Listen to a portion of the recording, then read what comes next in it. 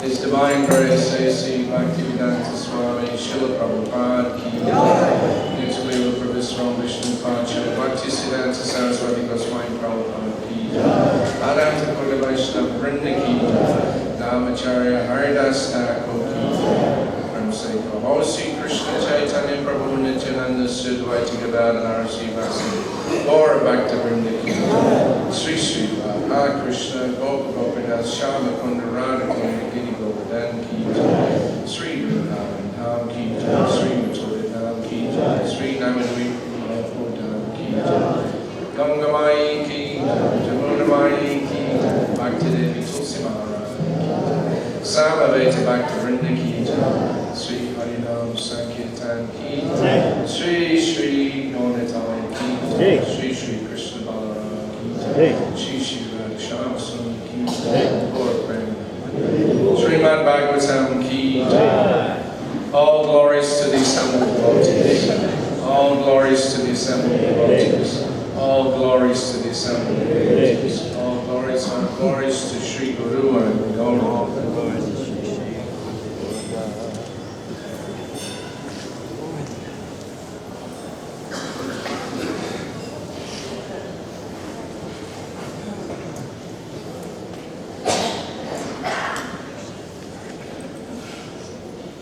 Om Namo Bhagavate Vasudevaya.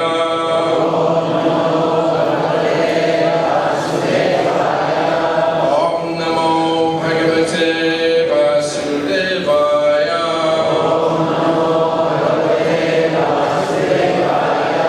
Om Namo Bhagavate Vasudevaya.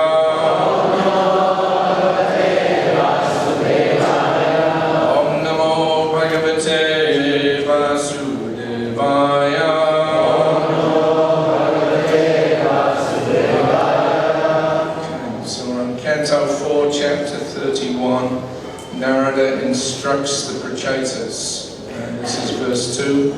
Dikshita, Brahma, Satrena, Sarvabhutatma,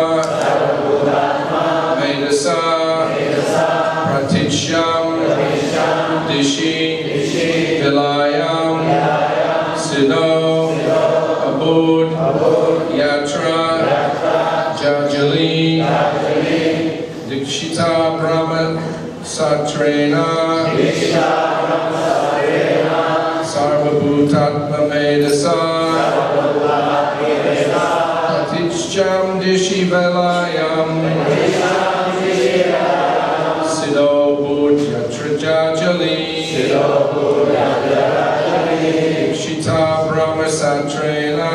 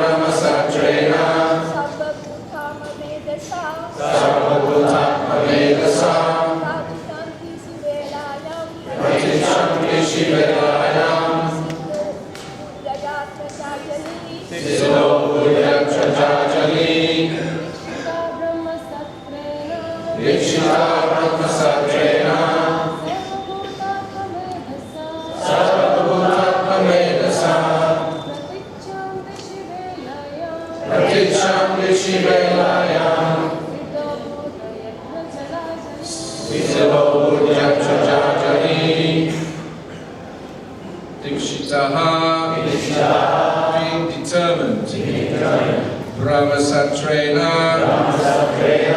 by understanding of the Supreme Spirit.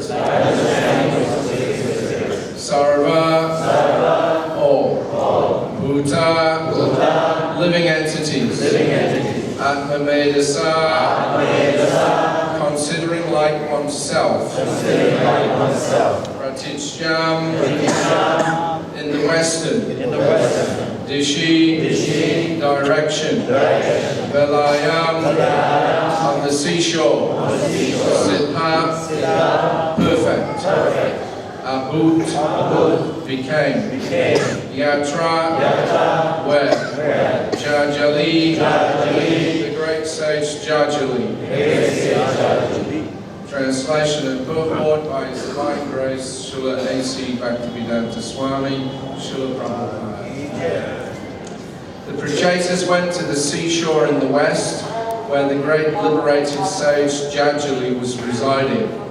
After perfecting the spiritual knowledge by which one becomes equal towards all living entities, the Prachetas became perfect in Krishna consciousness.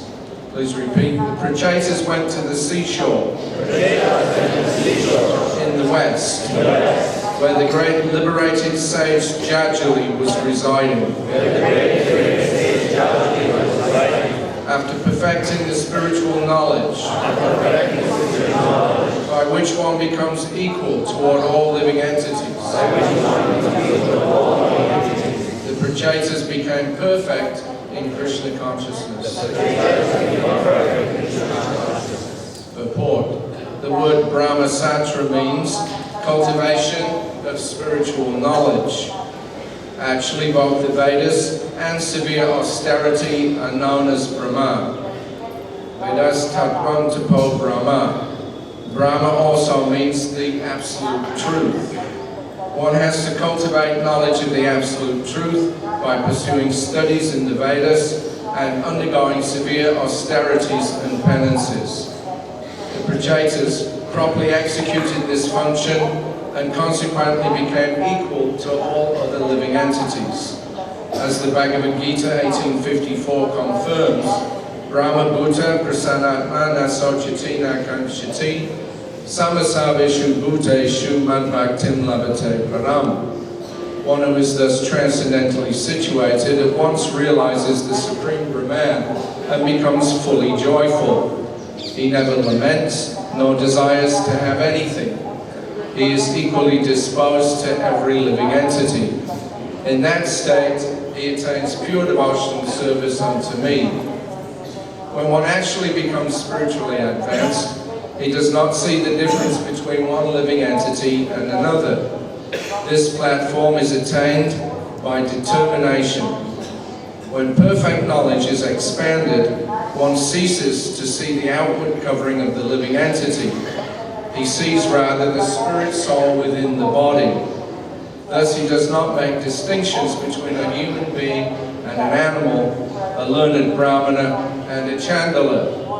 Vidya vinaya sampane brahmane gabi hashtini, shunichaiva swapake cha pandita samandarshinaha. The humble sage, by virtue of true knowledge, sees with equal vision a learned and gentle brahmana, a cow, an elephant, a dog, and a dog-eater. A learned person sees everyone equally on the spiritual basis, and a learned person, a devotee, wants to see everyone developed in Krishna consciousness.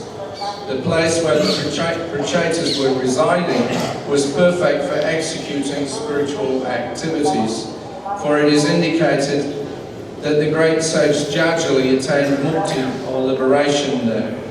One desiring perfection or liberation should associate with a person who is already liberated. This is called sadhu sangha, or associating with a perfect devotee. The Prachetas went to the seashore in the west, where the great liberated sage Jajali was residing. After perfecting the spiritual knowledge by which one becomes equal to all other living entities, the Prachetas became perfect in Krishna consciousness. So,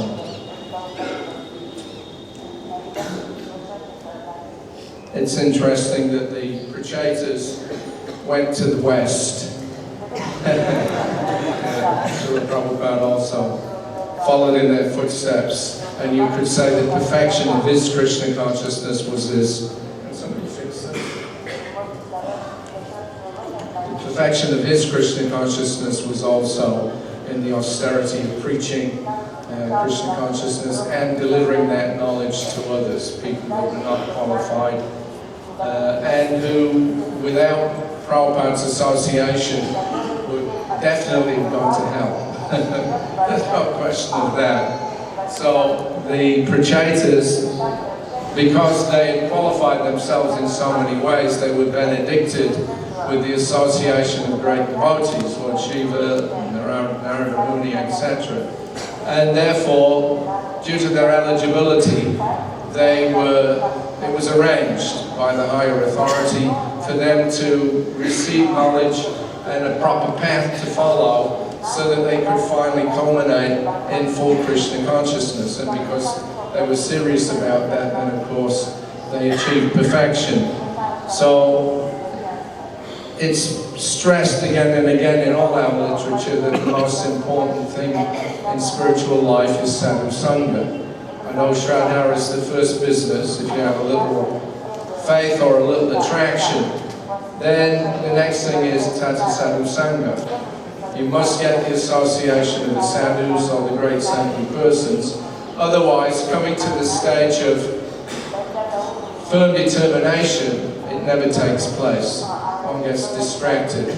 The austerity that's mentioned here is simply detaching oneself from matter, either physically or mentally, but somehow or another one has to withdraw from the activities of illusion.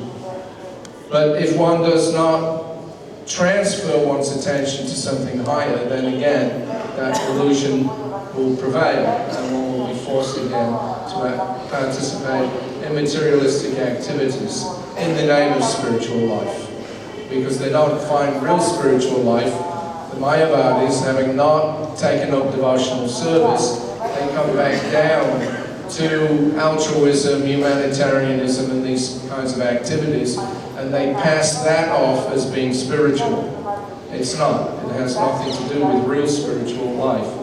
Real spiritual life is when we separate spirit from matter, we enter into the gateways of Vaikuntha, we engage in devotional service, and that then we remain fixed in that transcendental platform. But without the practical activity, simply word jugglery, mental speculation, Even if one gets to a point of recognizing that we're not this body, that is not enough. First step, all right, see what you're not. Second step, see what you are. That you can only find out from a devotee of the Lord. Only the devotees know what the transcendental platform actually is. It's easier to detach oneself from matter than it is to gain the association of devotees. It's easier to become liberated in the Brahman than it is to get the association of devotees, because the association of the devotee opens the door to Vaikuntha, and the personal association with the Supreme Lord. But that is not given to anybody and everybody, except through the agency that the Lord prescribes, which is the Parampara system, accepting the proper guru, getting association with real sadhus, and studying the Shastra. So Vairagya Vidya Nija Bhakti Yoga. Bhakti Yoga develops on the basis of Vairagya and Vidya, which is mentioned here, the two things. That there has to be some austerity and penance, and at the same time one has to have knowledge, real Vidya.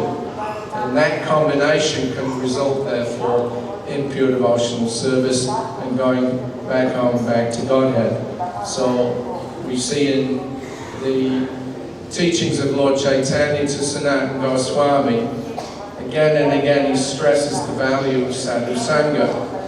And there's that famous verse there, sadhu sangha, sadhu sangha, sadhu shastra koi, madhamatra, sadhu sangha, sadhu siddhi hoi. Associate with the sadhu, associate with the sadhu, associate with the sadhu 3 times. And lavamatra, even if it's just for 1/11th of a second, a split second, if you do that, sarvasiddhi, you can get all perfection. So when that section of the Chaitanya Charitamrita first came out in 1975, that particular verse was the subject of a lot of discussion. How does it work? We all accept, of course, that by association with the sadhu, then you can get perfection, but lavamatra, 1/11th of a second, I mean, how does that work? We had millions of births in the material world, and in a split second we can go back to Godhead. How does that happen? So that question came up on a morning walk in 1976 in Mayapur. Pancha Dravida Swami, he was always a bit of a joker. He asked Srila Prabhupada, how does this, work? I mean, the idea of an 11th of a second, that's like a split second. Does it mean that somehow or another, you walked past Prabhupada or he walked past you and you just happened to glimpse Srila Prabhupada for an 11th of a second and now you're perfect? So, it was a little difficult to understand. So Prabhupada explained it, that actually it works in the same way that fire and wood are combined together. If the wood is dry, then the fire immediately catches and it burns. But if the wood is wet, then it will take some time. So he said in the same way, the process of devotional service is the drying process.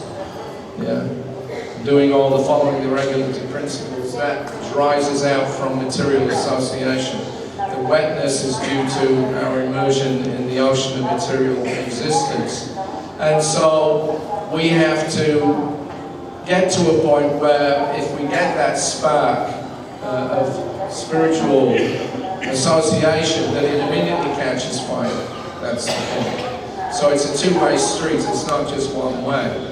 The Prachetas have made themselves eligible for liberation, and therefore they were given the association of devotees in order to achieve it. In the same way, Prabhupada was traveling all over the world, giving his association. But there were many more persons who met Prabhupada that didn't take up the process than there were people who met him and did take up the process, depending on their receptivity. So that way then Prabhupada explained that we have to keep ourselves dry, then that association will have real effect. But he said the problem is that we dry and then again we wet. praying and waiting, praying and waiting, so this business is going on. So that's the problem. So Krishna can make all the arrangements for us to have an easy path back home, back to Godhead. He can give us the association of his devotees. Narada Muni is always traveling here and there. Unexpectedly sometimes he pops up, Dhruva Maharaj or whoever it may be, and he gives them instruction. That is due to his association with Krishna. He's instructed, go here, go there, say this, say that. So if we meet a pure devotee like that, that's fine. That's Krishna's arrangement. If we don't take advantage of it though, then it's a disaster. We have to, or there has to be both things. Prabhupada used to say very often, Guru has to be qualified, but the disciple has to be qualified as well. One time in Hawaii, when he was told that there were many devotees there that were not following the principles, but they were chanting and like this, there's a whole group there. So Prabhupada said, how they can say that A.C. Bhaktivedanta Swami is my guru if they don't follow anything that I tell them. So then what is the meaning of disciple? So let them follow, then they can claim, yes, Prabhupada is my guru. So it's a two-way street. Krishna can give us, all the help. He, comes to this material world in various incarnations. He leaves his instruction, Bhagavad Gita and so many other Shastras. They're all Vedic, they're all there. And his devotees are there representing him also. The holy dhams are here as well. But if we are not receptive enough, if we're not dried out, if you like, from our material contact, if we still have material desires and aspirations and connections, that will stop us from getting the full effect of the spiritual arrangement that Krishna has made for us. So we have to make a conscious effort to surrender.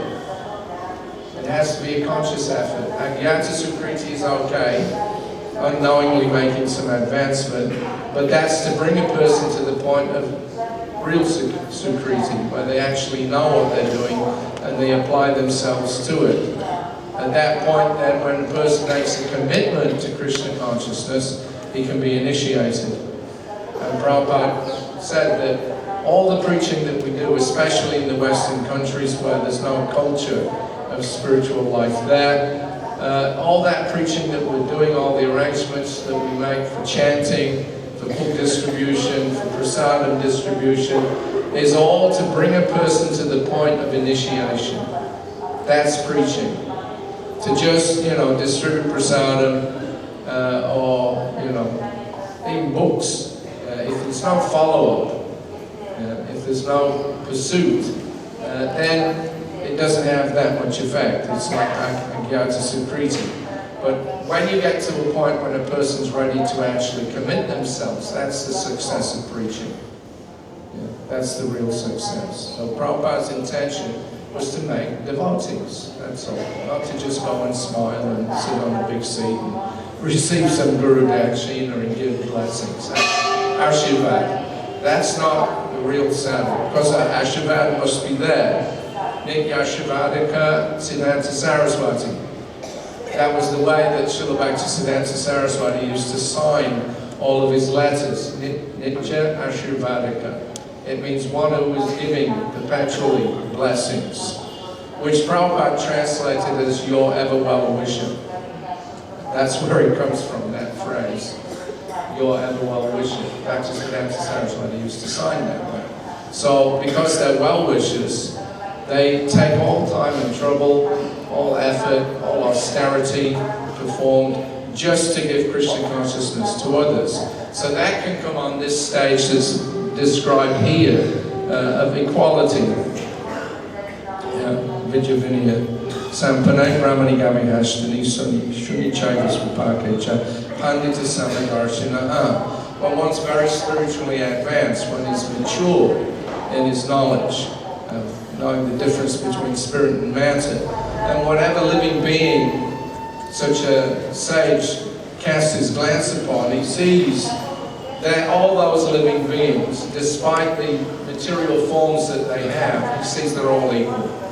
He's equally merciful to the dog, to the elephant, to the brahmana, and so many others. Because he's seeing within the heart of every living being the spirit soul and the super soul.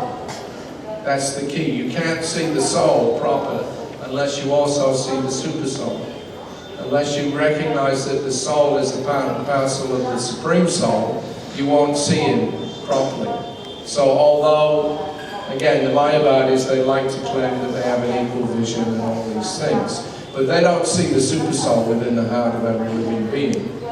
So it's not possible for them to act on a platform of true equality, because the real equality is that every living being is a part and parcel of the Supreme Living Being and is his eternal servant. That eternal servitude is spiritual life. And seeing the spirit soul without his function, without the function of service, that is spiritual death, spiritual suicide. So this merging into Brahman is nothing but spiritual suicide. It's not satisfactory, it will never satisfy the soul, and eventually such souls that do merge, Prabhupada explains, they eventually come back again into this material world. But a person who takes up devotional service, functional, practical, does something to please Krishna, reciprocates with Krishna in transcendental, loving exchange, that person never comes back to the material world. That's the safe position, that's the secure position. So the real sadhu is one who cuts off our bondage to material nature by reminding us of our bond to Krishna. Instead of being, absorbed and connected with the material nature, we become absorbed and connected with Krishna in pure devotional service. That's the sadhu. That's the real sadhu. So such a sadhu actually can free us from this material world without a shadow of a doubt, if we're receptive to it. All we have to do is just meet such a personality, but then take advantage of their association and develop it. So here we see the Prachetas are coming to the end of their journey. They've gone through all the different things that they needed to do. They left one son, Daksha, and now they're going to the west to retire from all material involvement and go back home, back to Godhead. It's a pity that their son didn't take proper attention of what his fathers did, because of course in the Bhagavatam later on we hear about the trials and tribulations caused by Daksha. The word Daksha means very expert. So he was very expert, very unusual person. He was the progenitor of the universe. So these are not ordinary characters. They're not human beings, but they're very elevated souls. So Daksha was one of the progenitors of human society. However, although he was very exalted, still he made mistakes because he wasn't fully a devotee. So when he got in touch with Lord Shiva, instead of seeing him as the greatest of all Vaishnavas, Vaishnavanam, Shambhu, he was thinking that he's married my daughter, he's now my son-in-law, I'm above him, he's below me, and he has to offer me respects. And then that led to all kinds of problems. So his hanging on to his material designation as a progenitor led into all kinds of problems and troubles for him, which culminated with him insulting the devotees and then having to be killed twice. The first time he got killed, then at the Jagya there, then his head was replaced with the head of a goat. So for some time he lived as a half man, half goat. And then after some time it became a little difficult to function that way. People weren't taking him very seriously. So he had to die again and then take another birth so that he could do his work. But anyway, the point is that even he was very exalted and advanced personality, because he insulted a devotee of the Lord. Instead of getting sadhu sangha, he went the opposite way, and he thought that, this is horrible. This Shiva is a ruffian, he's scruffy, he's, an avadut, nobody knows what he is. Now he's become my son-in-law, he's a shame to the family. He was thinking that way. So he insulted him, and that led to his downfall. So one has to be very careful when we associate with devotees. Appearances are one thing, but what's in the heart may be entirely another. It's very difficult to know what's actually in the heart of a pure devotee. Krishna, undoubtedly, but what the nature of one's relationship, even neophytes, the nature of their relationship with Krishna, what's really going on within, is very difficult to understand. So we have to be very cautious that we take this sadhu sangha in the correct way. That means with all due respect. Rupa Goswami describes the three levels of devotees. Chaitanya Mahaprabhu also to Sanatana Goswami. He describes the three different levels of devotees. So there's one level of devotee that's the majority, who are actually kind of materialistic. They still have, material contact in different ways. It's still colouring their character. But at the same time, they have some interest in becoming devotees. They want to do some seva. They like to associate with devotees. But they're not full in knowledge. They're not at this point of seeing every living being as being equal. They make distinctions and differentiations, and some things they like, and some things they don't like. Some people they like to associate with, some people they don't like to associate with. Some people do things that pleases them, and some people do things that don't please them. And in this way, Prabhupada says that the neophyte devotees are invariably envious of each other. Fault-finding is the hallmark of the third-class devotee. So if one remains on that platform, then advancement is very difficult, and there's always the chance of committing offences against other devotees. One has to at least come to the Majjhima platform, where one is, there's some distinction made, God, the devotees, the innocent, and the rascals. And there's a specific way of dealing with each of those four associates. But the point on that level is that one's heart is so full of Krishna consciousness, he has to give it to others. He sees other living beings are struggling and in miserable condition in this material world, and he can't tolerate it. He has to do something about it. That compulsion to spread Krishna consciousness, that is the advanced stage of devotional service. And of course, beyond that, there's the platform of the Paramahamsas. They see every living being as equal. They see everything as being the manipulation or movement of Krishna's energies. So in that way, they remain aloof. But for preaching purposes, Prabhupada said, even if one is on that Uttama Adhikari platform, he comes to or acts on the Majjhima platform, because those distinctions have to be made whilst preaching. That some people are favourably disposed and other people may not be, and may even cause a disturbance in the execution of the preaching mission. So in that way you have to avoid them. So it's not that the devotee is avoiding a rascal or fool or an atheist because he doesn't like him, or because he thinks of him in a bad way.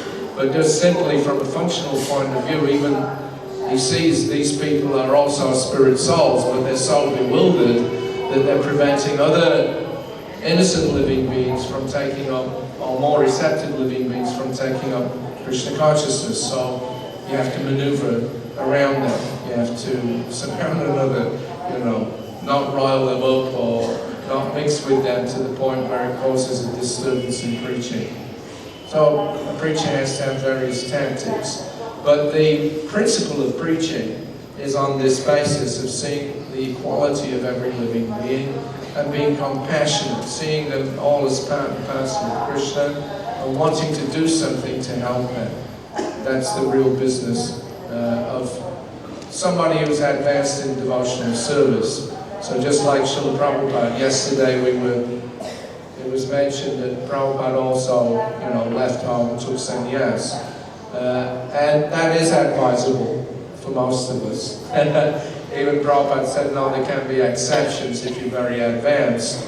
Then whatever situation you're in, it doesn't matter whether you're a grihastha, brahmachari, sannyasi, vanaprastha, or whatever Vana you're in also, if you're actually fully dedicated to Krishna and Krishna's service, if you're actually Krishna conscious, that means you have no more material affection, no more material attraction of any kind. So it doesn't matter that even if you're a householder, that designation doesn't count anymore. A real Vaishnava means that he's without designation. Without designation. Only designation is Jivara Swarupai Nijara Krishna Das. One is eternal servant of Krishna. So in that way then Prabhupada, although he told me that actually I could have done the same things as a grihasta, than a sannyasi, but he said because of this problem with his family, he had to take sannyas. So he was qualified, fully qualified. But his family were they were also devotees, but they were not very, good at helping him with his preaching mission. So at a certain point, Prabhupada found it necessary to separate himself from his family. And it wasn't an easy thing to do. Although it was mentioned yesterday that when Prabhupada had, one or two dreams where Bhaktisiddhanta Saraswati came and, wanted to take him away with him, and he understood Guru Maharaj wants me to take sannyas. Oh, horrible thing. Not that he was against sannyas, but he had, what he considered to be his duties. He had children, he had a wife, and he had a business and so many things. So he was interested in maintaining that, and he felt that it would not be a good idea to just suddenly abandon it. However, in the previous purport there it says that at a certain time, one has to simply walk away from everything. If you really want to separate yourself, if you really want to take sannyas or even vanaprastha, you actually have to just walk away from things, even though they're incomplete. Sauri Prabhu stressed that yesterday a lot. That, you'll never complete all the material activities that needed to be done. Because as soon as you have a wife, and then you have children, and then, you think, all right, when my children are grown up, then I'll be free. No! Then you have so many grandchildren, and they also demand. And then great-grandchildren, you're building a whole empire there. So how are you going to get free from that? So it's not easy to just walk away from it. And it causes a lot of friction. In Prabhupada's family also, the same thing. Actually, Prabhupada left home around about, in the early 1950s, he became an official vanaprastha, although I don't think that his family actually realized that. There's the famous tea on me incident. I was giving Prabhupada his massage in Hawaii one evening, and he started laughing. He hadn't said anything, but he just started chuckling. And then he said, "You know my story, tea or me?" So I said, "No, Srila Prabhupada." I did actually. I had heard it from Krishna Maharaj, but I wanted to hear it from Prabhupada. So Prabhupada told him, how he had come home and his wife had sold his Bhagavatams in exchange for some tea biscuits. And he said, "I told her now." He said, "That was it." He said, "I told her now, you either give up your tea or you give up your husband." So she said, "Then I'll give up my husband." So he said, she thought that I was joking. But he said, after some days, I borrowed 10 rupees from a friend. I got a ticket on a train, and I never came back. So I asked him, "Where did you go?" He said, "Anywhere." So Prabhupada made that break officially. There was a certain point, that was it. He had to get on with his preaching. Time was running out. So he left, but his family really didn't fully realize what he'd done. That was, as I said, the early 50s. And then Prabhupada was in Jhansi, he was preaching there. From there he moved to Mathura, and he came to Vrindavan, then he was in Delhi. And in 1956, he was in Delhi, and he was in Chandni Chowk, and there was some cow and calf there. So Prabhupada stopped to pet the calf. So the mother, being very protective, charged him, and she actually flattened him, knocked him on his back. She gored him. I don't know whether there was any real serious injury, but Prabhupada was knocked flat on his back in the middle of the road there. So he said that the first thing that I thought of was, oh, am I being punished for leaving my family? And then he said, but then immediately I thought about the 6 Goswamis and how they left everything for preaching. Then I was all right. So that was Prabhupada's mentality. So in 1959 he took sannyas formally. Then the news came back when the family heard, now, your father, your husband, he's taken sannyas. They know what that means. In India, people still know when you take sannyas, you're a dead man. You have no more connection whatsoever. So they were beside themselves. The news came back to Prabhupada that when they heard that he'd taken sannyas, oh, that was like a lightning bolt. It was a huge shock to them, even though he had not been at home for years. But still, they were keeping up the connection. He's our father, he's the provider, he's the husband. One daughter was still to be married. She was not yet married. How can he leave without the marriage of the daughter? That was Bhakti Lata. Actually, Prabhupada had arranged for a marriage, but his wife was not agreeable. And Prabhupada said later on that the reason why was because she was thinking this youngest girl who's going to look after me. My husband's never at home. The sons will get married, so who will look after me? So keep her as a single girl, and then she's like a maidservant. So she did that. She's still there in Calcutta. I see her now again. She's about 75 or 76, never got married. So that was one duty that Prabhupada was supposed to perform, which he couldn't wait for any longer. So he just left it. He walked away from it. And the family, they were thinking, even he's a sannyasi, still he's ours. Right? He's still the head of our family. So Vrindavan Chandra Day, the youngest son, youngest child, youngest son, he was sent several times. He was about 20 years old when Prabhupada took sannyas. I think he was born in 39, so 59 means he was about 20 years old. So he was sent several times, 2 or 3 times, to go and live with Srila Prabhupada in Delhi. And every time he would come, Prabhupada would say, all right, you can stay with me as long as you live like a brahmachari. And he couldn't, so then he would send him back. Then the family sent him back again. And sent him back, and then like this. So their idea was that, the youngest son should be with his father. That's one less mouth for us to feed. Right? Less economic burden on the family. If he's with his father, he can continue on. And Prabhupada was very strict, but they were trying very hard for years to get Prabhupada to accept, or to continue to accept them as his family. Prabhupada, in the meantime, was very busy building up a transcendental family, which he was much more interested in being with. But in 1970, when Prabhupada came back from the West to India officially to start ISKCON, he'd been back one time before in '67, but when he came in 1970, he was accompanied by 3 or 4 sannyasis, and then about 40 devotees came from Europe and America after a couple of weeks, and they started the proper preaching in India. So they were on the west side to start with, Bombay and then Surat and Gorakhpur and all these places.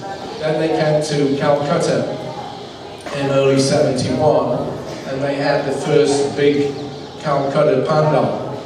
20,000-30,000 people coming every night to Dashapriya Park, which is actually just around the corner from where we have our Bhaktivedanta Research Center now in Calcutta. So that was the first place where they had a big program there. So Prabhupada received some threats. Yeah. One of the threats was from the Naxalites. Yeah, those who were brought up in India, you know who the Naxalites are.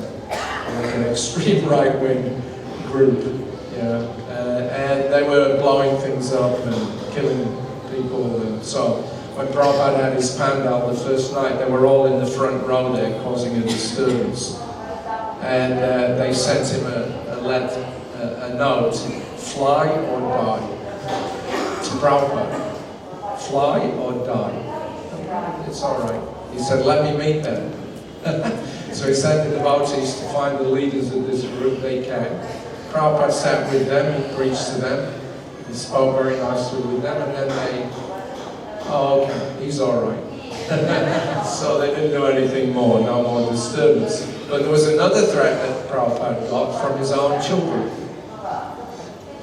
Nobody knows this, but I was going through some legal papers a couple of years ago, and as soon as Prabhupada arrived, within a month of him being in India, his eldest son, Mathura Mohan, who's again another quite a bit of a character, he had been an ex-lite at one point, I was told, and but this was not connected. He sent a solicitor's letter to Srila Prabhupada, telling him that basically you have committed a great irreligious action in abandoning your family. They're now living like dogs and paupers in the street, with nowhere to go and no money. You say that you're a religious leader, but you do not know what religion really is. Religion is to look after the family, like this. So it's a very heavy letter, 2 or 3 pages, from a solicitor. And the bottom line was that if you don't give 3 lakhs of rupees immediately to the family, we're going to go to the newspapers, and then everybody will see in public what you really are. So, even in 1971, you know, Prabhupada was still having to deal with this family business. But he was very strict in that, you know, as far as I know, he didn't respond to that. But in 1976, just to, after some compassion, just to make sure that they weren't homeless or, you know, in too much difficulty, he bought them a flat in Calcutta. And they still lived there. Vrindavan Chandra Day and Bhakti Lata, they still live in that apartment. So Prabhupada had to sell things up a little bit. So the point that I'm making is that even if you're as advanced as Srila Prabhupada, a Paramahamsa, you know, par excellence, still there's so many, you know, hooks in this material world that try to grab you and draw you back. You have to be very determined. And the only way that you can get that level of austerity is to take shelter in Krishna. Otherwise, it's not possible. That family affection, that connection that we have with so many other material living beings, you can't break that unless you replace that with a transcendental relationship. Once you have a higher taste, then your lower taste is nothing, then you have no interest in it. So the Prachetas, they got to the end of their material cycle, they fulfilled their duties, and now they've gone to the West to become perfect. So similarly, Srila Prabhupada, he went to the West and became perfect, and showed the perfection of real human life, spiritual life. So in that way then, by Prabhupada's sadhu sangha, those that were a little fortunate, a little receptive, have been able to take advantage of this process. And we've seen already so many of Prabhupada's disciples, because we're all getting to the, our use-by date. But we've seen so many devotees actually successfully quit this body. It's happening more and more. Next 10 or 20 years, we'll see more and more of us, exiting. But we see this transcendental family that we become attached to. So we should develop our association very carefully with the devotees. And in that way then we'll have the strength, we'll have realization also. That's the other advantage of being with advanced devotees. They have so much practical experience. It's not just gyan, but it's vigyan. They have actual experience in living as a devotee. And if we associate with them, we learn from their experience, then it makes things very easy for us. We're all neophytes, but everybody has to make advancements, so we have to do that together as a group. There's strength in numbers, and if we think that we can make advancement alone, without the association of devotees, Prabhupada said, then you're living a great hallucination. a great hallucination. So we have to learn how to live together nicely, appreciate each other's activities, keep the broader picture, have this vision of equality, seeing Krishna in the heart of every living being, and especially the devotees. He's manifest there. And in that way then, our lives will be less troublesome. And the so-called austerity that's mentioned here, it's actually not, Prabhupada said, what is the austerity? As he used to say, and Srila Kirti named his book, what is the difficulty? And Prabhupada said that so many times. What is the difficulty? You just eat prasadam, dance, and chant Hare Krishna. What's the problem? So we make our own problems because we divert our attention and we keep up our material associations, and then it means there's a struggle. We stop struggling when we actually surrender to Krishna. Savadama Parityagya, Mamikam Saranam Vraja. At that point, real spiritual life begins. So these are other examples there of the Prachetas following in their footsteps. Just one last little point. When I've been in the movement a couple of years in Australia, we had one devotee join. His name was Charles. He was a surfer, so he was very attached to, the spiritual experience of surfing. I mean, in those days, they would even advertise it like that. Oh, surfing is the next thing to, the spiritual world. So he was so enamored with surfing that he actually had his name changed by Deedpal, his last name, and he had it changed to Of the Sea. Right? He made it all one word, Of the Sea. Charles of the Sea. So that was his, surfing background. So anyway, he became a devotee, and he was nominated for, initiation. So then when the letter came back, he said, yes, Charles of the Sea, his name now is Pracheta Das.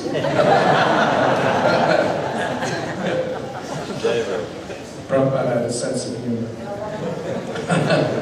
Okay, so it's nearly 9 o'clock. We'll stop at this point. Does anybody have any questions or comments? I have a question. I have a microphone. I have a comment first.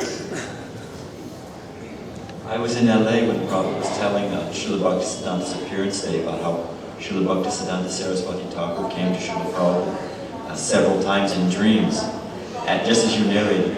And Prabhupada said, in this way he gave me no peace. He was pushing me. And I think you made a very valid point that for Vaishnava, the reason for taking sannyas is this compassion. That let me dedicate myself to the preaching mission, let me, I don't want any distractions, let me serve the, deliver the conditioned soul. So that was a very nice point, that should be the impetus. Now my question, it says in the purport, one desiring perfection or liberation should associate with persons who is already liberated. This is called sadhu sangha, associating with a perfect devotee. Hey, okay, I'm out of this town, I'm going to Radhakund and find a liberated soul. What is your response? It's right there in the purport. Yes, well, Krishna arranges for our association, for sincere. By the grace of God, one finds Guru, and by the grace of Guru, one finds God. So, yeah, let me associate, but be sure who you're associating with, that they're actually following the standards of pure devotional service. There's a danger there. We don't say, that everybody is not bona fide. But there are many in Vrindavan who advertise as gurus and sannyasis and babajis who actually don't come anywhere near the standard of pure devotional life. It's just, a show. They wear the dress. Kalichala, Bhaktivinoda Thakur, he wrote, songs. And he mentions there, just see, here's a person, he's got tilak, he's got japamala, he's got Kuntimala, he's got his shaved head, he's wearing the cloth of Rupa Goswami, and he's a Kali Chala. He's an associate of Kali, not Krishna. Why? Because he's doing all kinds of nonsense activities in the name, of devotional service. So, who is sadhu actually is also, we should be careful to examine who presents themselves as a sadhu and see whether or not they're the real thing. So how do we do that? That means that we also have to have a little knowledge. The books are there. We should read in Shastras described what are the qualities of a pure devotee, and what are his activities. So in that way, then, using Shastra, Chakshu, seeing through the eyes of Shastra, we should see and examine who is actually a bona fide, guru or sadhu, etc. And then take shelter of them, if we want to. But we shouldn't think that just because there's so many people dressed as sadhus that they actually are sadhus. Many of them, even in Vrindavan now, it's become filled up with Mayavadis, or so-called devotees, but in their practices are actually doing exactly the opposite of what a pure devotee is supposed to do. Just as Prabhupada said about the Prakrita Sahajias, they have material attachments. They read about Krishna consciousness or Krishna's activities, especially with the gopis, and then somehow or another they merge their own material desires in with Krishna's Leela and pretend that that's actually spiritual, but it's actually the most degraded of all activity, most offensive. So we shouldn't come to the Dham with our eyes closed. We should come with knowledge. We should understand what real devotional service actually is and how to practice it, and at least we can guarantee that Srila Prabhupada and anybody who's sincerely following in his footsteps, they can deliver the real thing. We don't say that's the only place that you can get it. We would never say that there are no pure devotees outside of ISKCON. But at the same time, we can say that within ISKCON we do maintain the proper standard. We maintain, we know what Prabhupada said, we know what is the standard of behavior. We have very clear instruction. Prabhupada said that in my books, all the information is there needed to take you back home, back to Godhead. So that we can guarantee. And it's nice, a few respects to everybody else. Vaishnava does that. But we shouldn't, allow the prostitute mind to flip from one husband to another, one swami to another. That's what a prostitute does. She's got one swami one evening, and the next one with a different one, and a different one. So the mind has that tendency to jump here and there and everywhere. Oh, what's this one about? What's that one about? We should become fixed. Accept Prabhupada, accept his followers, accept the process and all the wonderful arrangements that he's made, all this beautiful temple. Prabhupada made it for us. He was already in Vrindavan, he hadn't known him to go anywhere else, but he came back and worked very, very hard. And I can tell you in India, Prabhupada really worked day and night, continuously for years. In the West, after a few years, he got a few people trained up. He could rely on them for running his, temples and BBT and so many preaching activities. But in India, when Prabhupada started ISKCON here, nobody knew anything, none of his followers. Nobody knew how to do anything here, and Prabhupada had to do everything. And he did it for years and years and years. And although he often would say, I want the GBC, the temple presidents, to take up the responsibility, then I can retire and do my real service. Prabhupada's personal service was writing his books. He said, I'm waiting for that day, but it never came. He was still at it, just in the last few months, 77, then Prabhupada changed his Leela and actually retired from active preaching. But before that, he was working, literally working himself into the ground, as they say, to spread Krishna consciousness as far and as wide as possible. In February of 77, we had just come back to Mayapur after being in Bhubaneswar, when Prabhupada had just laid the foundation stone for the temple there. So he was at that time getting very sick. He was extremely weak when we arrived in Mayapur. Just after breakfast one morning, he came out from the bathroom and he was standing out. We were standing on the balcony of the Lotus building looking out across the fields. And Prabhupada told me, he said, never in my life have I felt as weak as I do now. So it was a great concern. I mean, and just after that, a week after that practically, that was when he became really, really seriously ill. But anyway, so Prabhupada made that comment, and he said, still he said, I want to finish this Bhagavatam. And then he said that I want to spread Krishna consciousness everywhere at once. That was Prabhupada. I want to spread Krishna consciousness everywhere at once. So he said, still I've given something. It was 108 temples by that time. He said, I've given some basis. Now he said, you all have to develop it. So, you know, there's many great saints and sages, but we count ourselves as being especially fortunate that we came in touch with the greatest of the modern saints, Srila Prabhupada.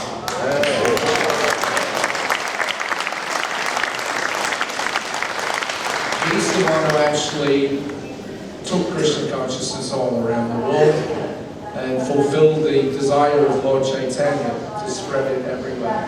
One of Prabhupada's godbrothers came to spend an afternoon with him in 76 in Mayapur.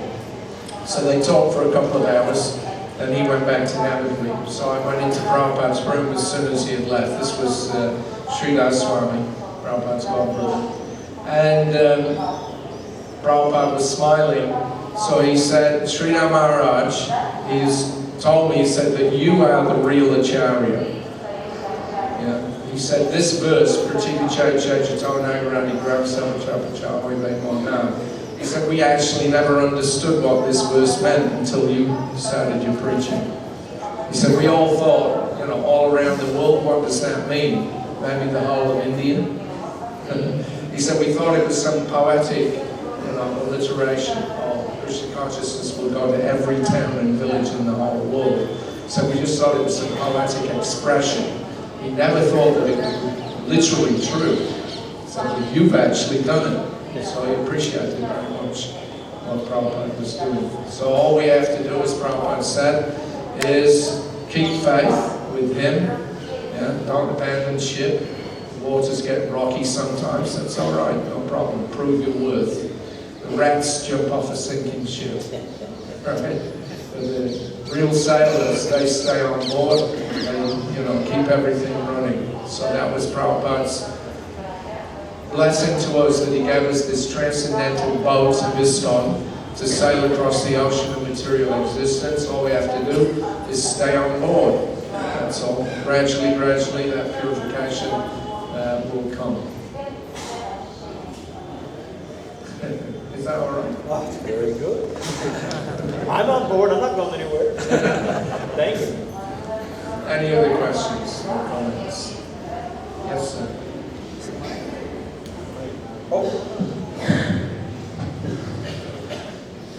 Hare Krishna, thank you for inspiring. So as you spoke about the pure devotee, they don't see any difference between the living entity. Then how does he preach? Because one soul he cannot preach to other soul. The soul means soul. Then what's his consciousness in that state? Well, yeah, if one sees every living being as equal, then the same opportunity that he has received as a devotee, that means he wishes to give that to every other living being, regardless of where their body is from, or the shape of it, or the color of it, or the capability of it even. Yeah, Sunny Chavis Vipake. You know, how is a dog and an elephant equal? You can deal with them in a transcendental way. Yeah. I mean, obviously an elephant, you wouldn't invite it into your home. You tell him, sit down and, you know, take prashadam with me. Right, it'd be a little difficult. Same with dogs, we don't let dogs come into the temple. But if a dog, according to this verse, is equal to a brahmana, then why the dogs are not allowed on the altar? Yeah, because it's a transcendental equality. The material inequalities tend to remain.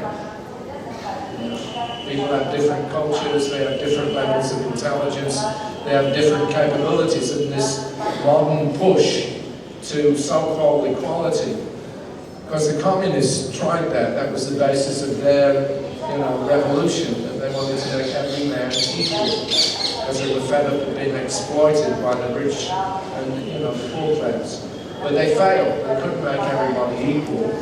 So what did they do? They infiltrated their philosophy into Western thought. And it came out, the old communism became political correctness. It means, artificially trying to make everybody equal. The same thing the communists were doing and failed.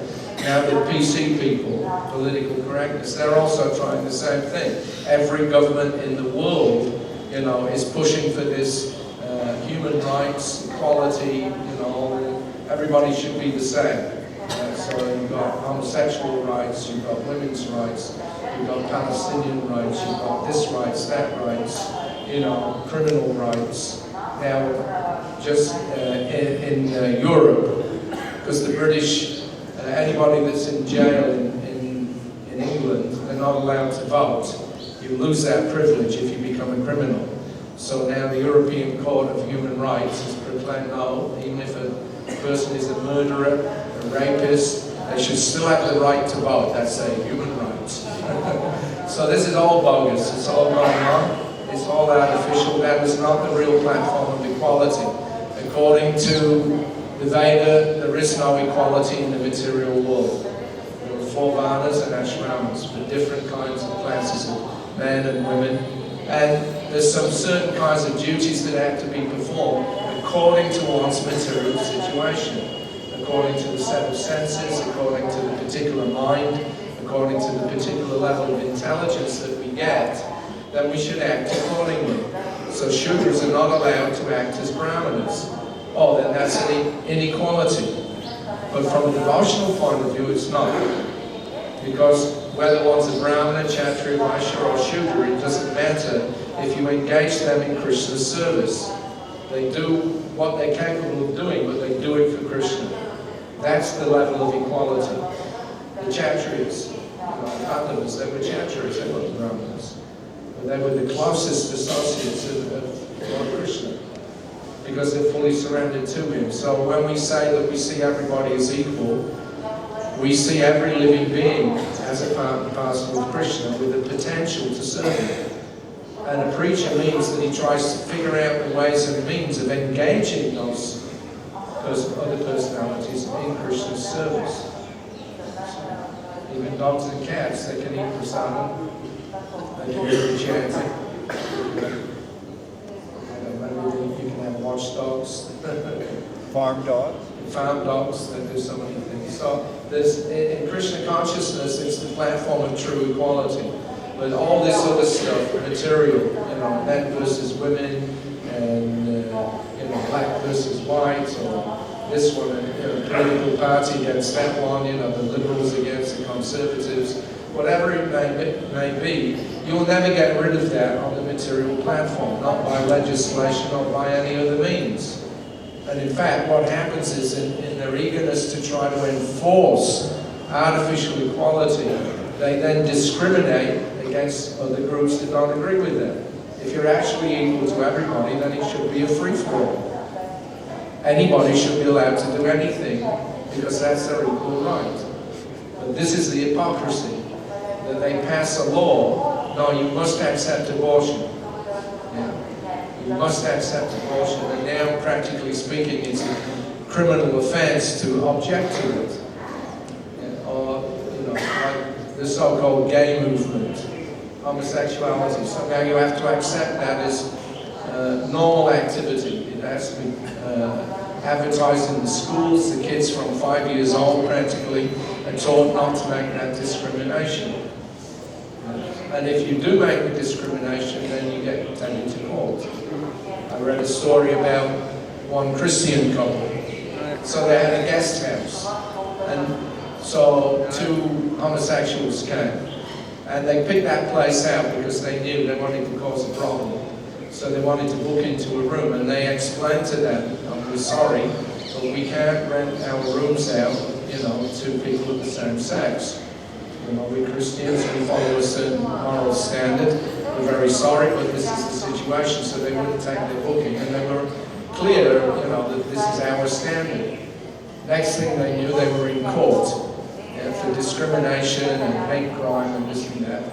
And they were found guilty. They were fined. They were given a fine that they couldn't pay, and now their whole business is finished because they were targeted in this way. So if you're actually equal to everyone, then why are you bringing somebody to court, in violation of somebody else's rights? The point is that it's impossible to make things materially equal. It's not possible. You can't get to a point where there's no differences between any living being and another. That's the utopia that Prabhupada said is not what Krishna consciousness is all about. Ultimately, that's the Mayavadi philosophy, to make everybody equal. I'm God, you're God, we're all God. So it's all bogus, this whole material equality push. It's all nonsense. It's a good idea, that everybody should be treated equally. But it has to be understood in the proper context. Real equality means spiritual equality, seeing every living being as a soul, seeing the super soul within the heart of every living being, and then facilitating that living being how to revive their relationship with Krishna. That is the expertise of the preacher. Alright? Thank you for the wonderful answer. Okay, so we'll finish there. Srila Prabhupada ki. But